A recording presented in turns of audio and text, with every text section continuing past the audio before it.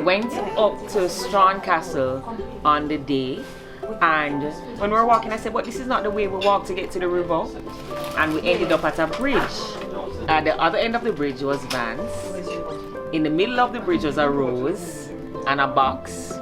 And then he met me in the middle of the bridge and got down on his knee and asked me to marry him.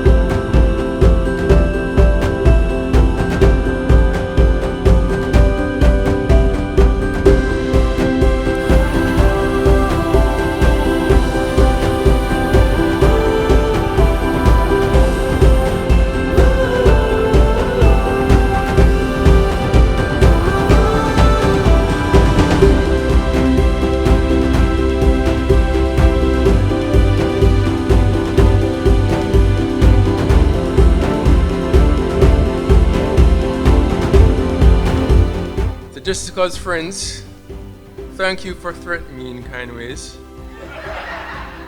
And I know that I have no place to run. Last of all, thank you to my beautiful bride, my very beautiful Jess. I am imperfect, but you have chosen to love me anyway. I am like a poor man who found a treasure in a field. And I pray that we may always live our lives moving closer to God, closer to each other.